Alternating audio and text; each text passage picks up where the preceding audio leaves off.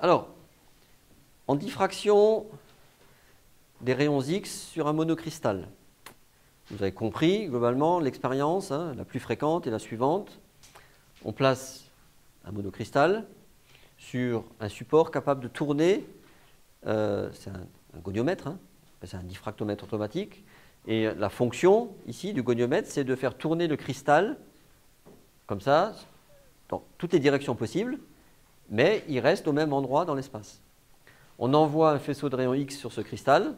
Je vous rappelle qu'il faut absorber absolument le faisceau, une grande partie va traverser le cristal. Et puis, si on met un détecteur à l'arrière, on constate qu'il y a des points qui correspondent en fait au faisceau diffracté.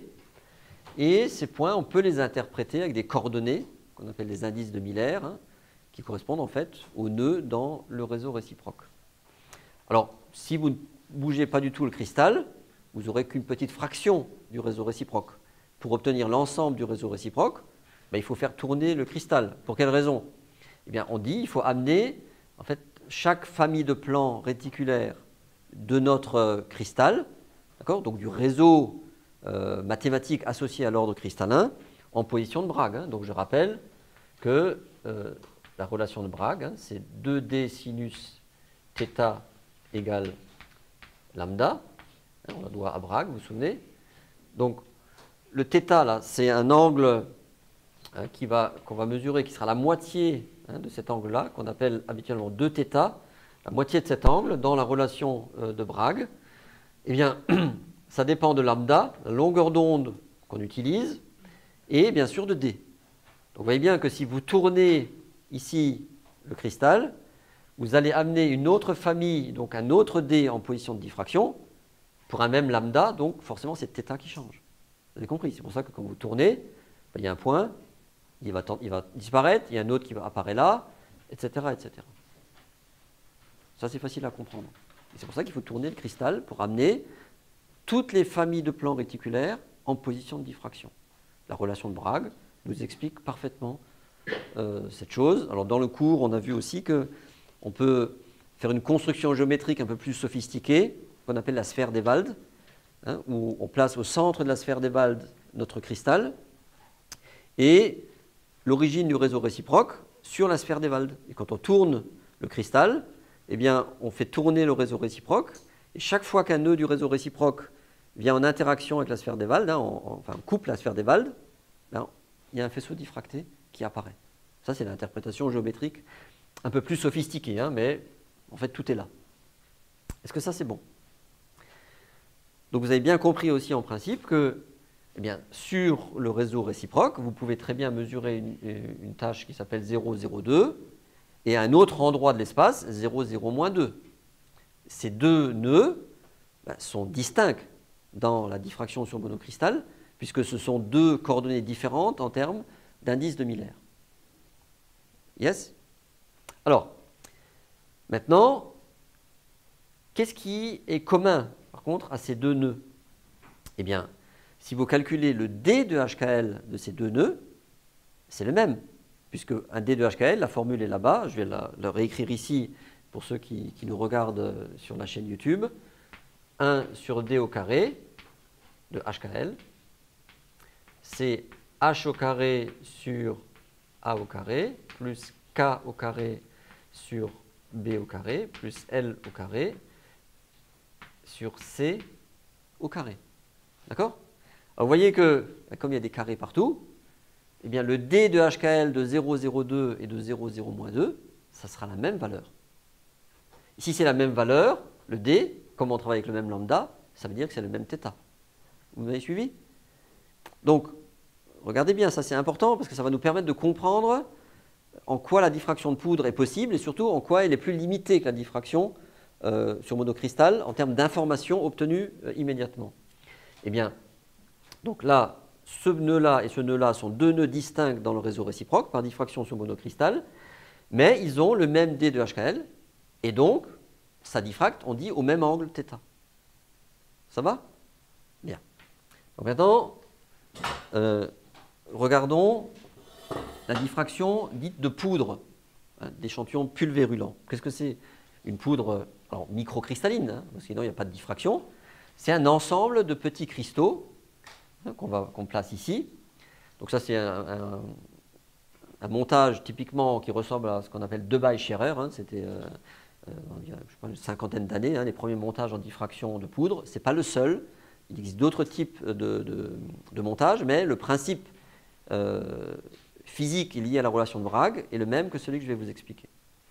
Donc là, nous avons une collection de petits cristaux. C'est la même substance, hein, d'accord? On considère que c'est la même substance. C'est une substance pure, le même produit, et c'est tous des cristaux donc, hein, du même composé. Simplement, ce n'est pas un monocristal, c'est des cristaux, ils sont tous désorientés les uns par rapport aux autres. Donc quand on envoie ici un faisceau de rayon X là-dessus, on va dire que là, ça absorbe, hein, d'accord? Ben, qu'est-ce qu'on voit? Si on met un détecteur, par exemple un détecteur courbe ici, ou un détecteur qui se déplace, eh bien, de cet échantillon sortent en fait tous les faisceaux diffractés possibles. Pourquoi? Parce qu'il y aura toujours ici quelques cristaux, hein, parmi les quelques milliers ou centaines de milliers qui sont là-dedans. Il y a quelques cristaux qui, au hasard, vont présenter une famille de plans réticulaires en position de diffraction. Et donc, ils vont donner ce pic-là. Et puis à côté, il y en a un autre, mais qui sont désorientés.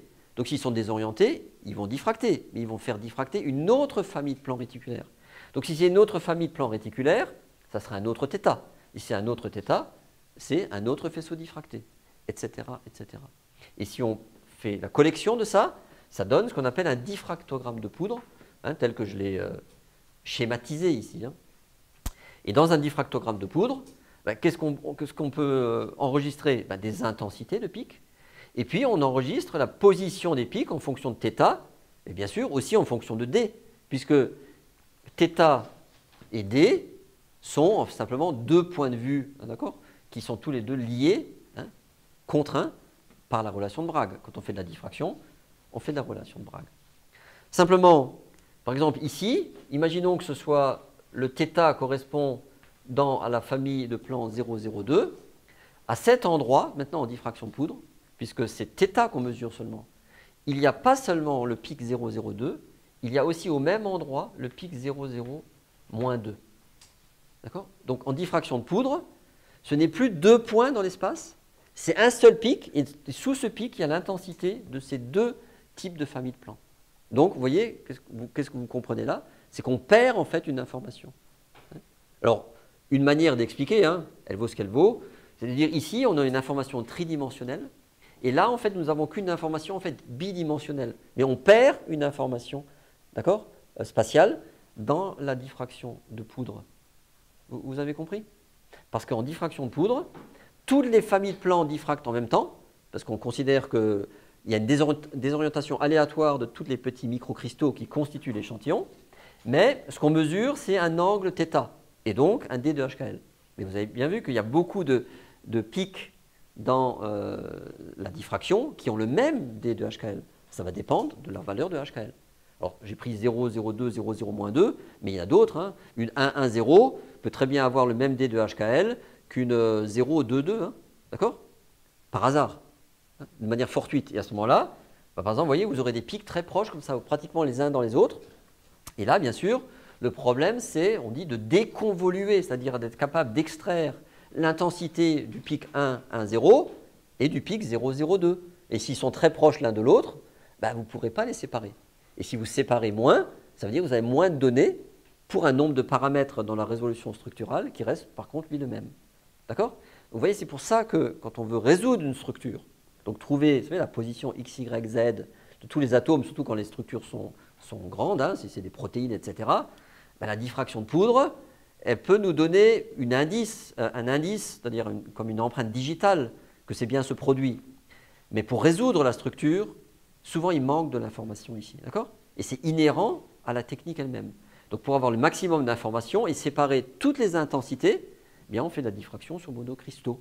C'est pour ça que dans les labos de chimie moléculaire, dans le domaine des protéines, on préfère, quand on peut, avoir des monocristaux. Alors, ce n'est pas toujours possible. Vous verrez, hein, si vous travaillez en synthèse, en chimie du solide, des fois, les cristaux, ça ne pousse pas comme ça. Hein. Et donc, les gens font quand même de la diffraction de poudre. Il existe aujourd'hui des laboratoires, je crois, à Caen, entre autres, mais ailleurs, à Nantes aussi, etc., où ils se sont spécialisés dans l'extraction des données en diffraction de poudre, et ils arrivent, dans certaines conditions, à trouver des structures cristallines inconnues à partir d'un diffractogramme de poudre, lorsqu'il est bien résolu, lorsqu'on est sûr que ça c'est très pur, hein, avec une belle cristallinité, etc. Okay. Voilà. Sachez enfin que dans l'industrie, dans le domaine pharmaceutique, dans le domaine métallurgique, dans le domaine des céramiques, on utilise beaucoup la diffraction de poudre comme méthode d'identification. Parce qu'une fois que vous connaissez la structure d'un matériau, vous pouvez facilement même calculer un diffractogramme de poudre. Et donc ça devient comme une empreinte digitale du produit. Et donc par exemple pour vérifier, et ça c'est fait de manière tout à fait courante dans l'industrie, pour vérifier pendant un processus de synthèse que le produit que vous allez sortir de vos réacteurs est pur ou que ça correspond bien à ce que vous voulez, eh bien, in situ, on fait des diffractogrammes de poudre. Ceux-là, ils peuvent être obtenus aujourd'hui en même pas, des fois 1 minute, 5 minutes maximum. Et vous obtenez un diffractogramme bien résolu et vous dites, ah tiens, c'est bien le produit que j'attends, puisque ça correspond à l'empreinte digitale. Et c'est une empreinte digitale qui est très fine, puisqu'il y a la position d'une part, les pics. Il y a deux informations quand même, la position et il y a l'intensité relative. Donc, bien sûr, il y a une perte d'informations par rapport au monocristal, mais il y a quand même beaucoup d'informations dans un diffractogramme de poudre. Et pour l'identification des substances, pour la vérification des synthèses, c'est quand même une technique qui est très importante. Et vous ne serez pas tous des chercheurs en laboratoire universitaire. Si vous allez dans l'industrie, vous rencontrerez ce genre d'approche pour identifier les produits, même dans le domaine pharmaceutique.